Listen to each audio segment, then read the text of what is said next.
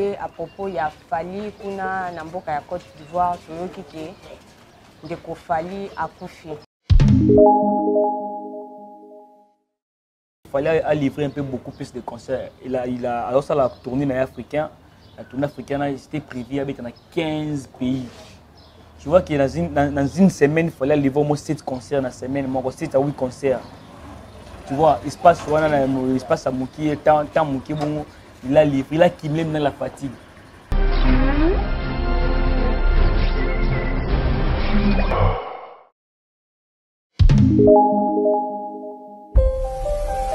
Mbote Nabino Nyoso Balandi à Congo et Sengo TV. Ba meilleur vient Nabino partout dans le monde. D'ici quand Nyoso Boza Kolanda Biso. En tout cas, na profité copé sa ba meilleur vient na pasteur Nanga Fisto Kayumba. D'ici Kazali Bambote na ebele. En tout cas, si j'ai lelo toye à propos ya Fally kuna na mboka ya Côte d'Ivoire toyoki ke ndeko Fally akufi. Nazanga mon côté elongo na ndeko Kayande toko lukande nini ya ko limbolela bino dossier oyo pona ko sala ndeko Kaya bonjour. Bonjour ndeko Tesha, bonjour na bato so balanaka Congo Sengo TV.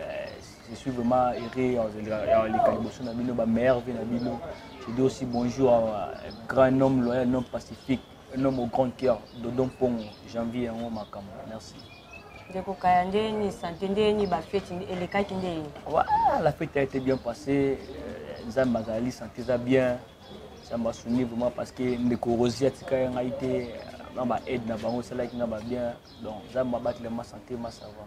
Ndeko Kaya to koti na sujet na biso mbala moko kotala ndenge ba artiste na biso musicien baza konyokwa na mboka ya Côte d'Ivoire. Tomoni ke papa Wemba kuna na Côte d'Ivoire akufaki kaka na kati ya scène ndeko Fally pe toyoki sango ki akufi. Non, tu as profité un bon. OK. Balobi ke ndeko Fally na mboka Côte d'Ivoire ba poisonné au juste ezozala nini c'est que elingi koloba ke ba musicien na biso bakoki suko voyager te pona ko kende mboka ba ya ko kende ko sala musique pona po ba danger ezoya kaka. Oui, ce qui fait beaucoup plus mal. Non, pas derniers athées. Ce sont des spéculations, j'ai pu dire. Des spéculations, tous les gens, ça va ça la base na YouTube, ça la base dans internet. Fally, c'est bien qu'il fallait livrer un peu beaucoup plus de concerts. Alors ça la tournée dans africain, la tournée africaine c'était prévu avec 15 pays. Tu vois que dans une semaine il fallait livrer au moins 7 concerts dans la semaine, moi 7 à 8 concerts. Tu vois, il se passe à Mouki, tant Mouki bon, il a livré, il a quitté même dans la fatigue. Tu vois, la fatigue ça il y a les mags de Mouki, Bélissi Mondamo.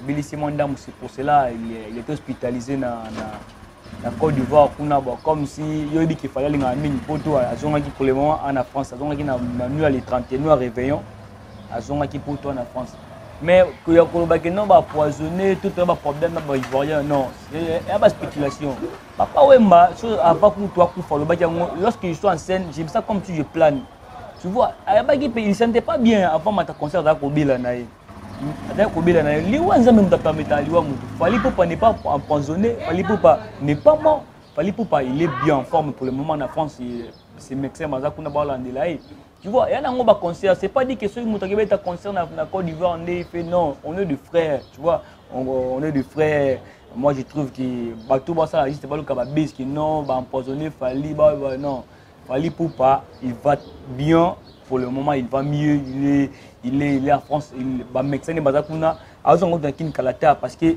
il prépare son concert na Accor Arena il va être en février à Bercy le 28 février donc pour l'instant après maintenant kuna parce qu'il a annulé tous ses concerts il va être na Bujumbura na Kigali na Rwanda mais il va être Masouté il va être na Rwanda il va être Masouté mais ndeko Kaya tomoni yango na ba réseaux sociaux sur Facebook. En tout cas, les commentaires, il y a des lobby, Fally Aza Kukufa, des lobby Fally Aza empoisonné. Puis tout le monde peut Nana Ketchup sur Facebook. Nana Ketchup à lobby. Na basigno so ya Fally pour pas babonde la pona et pour mobile na bango Aza vraiment gravement malade. Aza vraiment na hôpital à l'agonie. Spéculation. Tout ça, la chose qui me fait mal, très mal à Mounara, ce sont toujours les Congolais qui font des choses pareilles. De voir une valeur ajoutée dans Mboka, comme Fally Ipupa. Compare de Moura Fally Ipupa, personne ne s'en a beaucoup. Fally Ipupa, Belika, moi, les gens veulent faire le baiser, le roi, le l'amour. Sinon, juste les Congolais. Moi, ça me fait personnellement, ça me fait mal. Parce que tu verras aucun Camerounais, aucun Ivoirien, tout, comme tout, tout, Rwandais, tout, ça va bien comme moi. Ce sont toujours nos propres frères congolais. Le Congo, les gens n'aiment pas les gens. On a les Congolais, ils aiment les Congolais. Moi, j'aimerais que tout ça, comme ça, ça, il fallait empoisonner, il fallait. Mais ce sont toujours nous, les Congolais, nous voulons faire de bêtises parce que Moutoumou a béli. C'est regrettable. Moi, j'aimerais que les Congolais changer sa façon de vivre. Tout changer sa façon de faire les choses. Parce que ça, il fallait gagner. Mais moi, qui perdre des Moutoumou. Parce qu'aujourd'hui, il fallait pas, avant de l'équipe, mais au niveau il fallait pas les bazaki. Voilà un qui est incontestable partout dans le monde. Tu vois, moi ça fait mal de voir que nos propres frères congolais, comme ça, ils ont prêté. Non, ce sont des mensonges purement simples. Il fallait pas se porte bien. J'ai causé avec Nathan, j'ai causé avec Bourgeois, j'ai causé avec Serge Lia qui donc Manu, Lubat. Toute personne va confirmer qu'il fallait va très bien. En tout cas, nous on n'est pas là pour faire du business derrière les lois, derrière non, nous sommes là pour informer les gens de tout ce qui se passe. On n'est pas là juste pour tout le monde. Il fallait profiter. Qu'est-ce que tu vas gagner? Donc, quand tu as dit que tu as na propos ya makamka ya ndeko Pulu au tukoti kabiso. En tout cas, moi, je suis vraiment pour bientôt la paix, programme en matanga toujours là. Nous, on peut pas, nous, on se baser sur la spéculation dans les ondes parce que tel ou X ou Y, on n'a pas de preuves à l'appui, tu vois. Mais moi, je dirais que les amakamozo, peut-être une vidéo, tu as une concrète comme ça, nous montrer voilà ce qui était le cas qui vous a basaté. Tout ce que nous appelons nous ne sommes pas là pour dire que non, Simba qui Simba qui empoisonné, nous ne sommes pas là. Nous voulons juste garder valeur l'artiste Nabiso. Garder valeur parce que au moins que l'artiste a mis un mot à Québec, c'est que reconnaître d'abord valeur naïe, signer contrat et groupe naïe, tu vois que va considérer artiste un mot à outil. Tu vois, c'est pas dit que non, tout le monde fait la spéculation, les gâteaux, tout c'est basé dans un peu information. Non, on a plus cet temps-là. On est au côté de 2020. Tout c'est basé sur quoi l'artiste n'a surtout valoriser parce que culture RDC est par rapport à Nini, l'artiste comédien donc pas musicien, il y a pas l'amour entre et Anasika, j'aimerais que Anasika tout valoriser la star n'a tout valoriser l'artiste n'a parce que on a producteur aux autres Libanda ah boss c'est pas contrat, il reconnaître la valeur na bango ba reconnaître la suprématie na bango. Tu vois, ceux qui biso mo topé ça bango valeur ils a passe na Libanda ba yamba bango bien.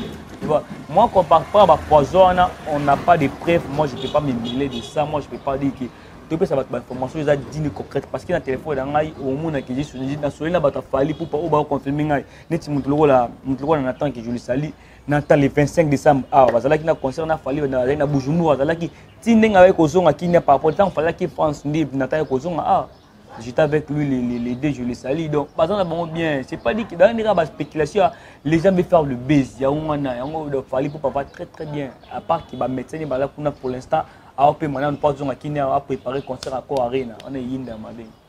En tout cas, merci. Tu as chité mon pour l'émission, tu as en tout cas, programme, il y a Matanga, il y a des populous, les Andingini.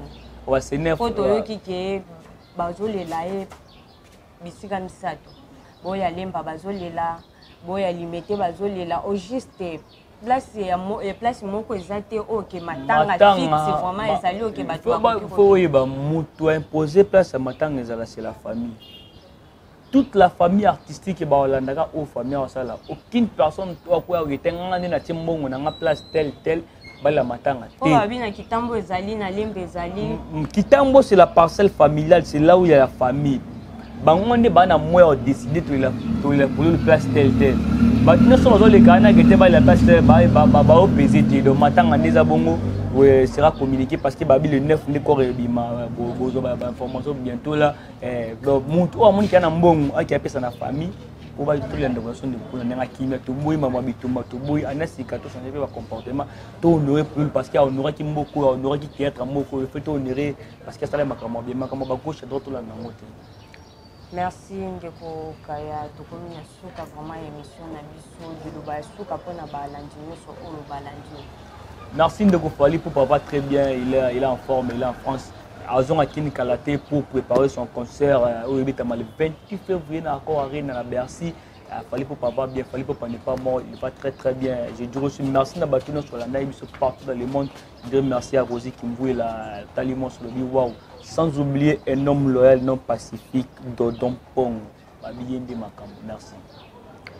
Merci na bandeko nyoso oyo balandi biso partout dans le monde. Tokomi na suka ya émission na biso. Na bosanité kosenga merci vraiment na ndeko kaya na ndenge ondimaki invitation na ngai. Na sengi pe merci na sima ya caméra ezalaki bongo ndeko na biso Ado. Merci na ye bisika azali. Na pesi pe ba merveille na nga na famille Lolesia, famille Botalema, pourquoi pas na Nathalie Teko bisika nyoso azwami. Bye bye.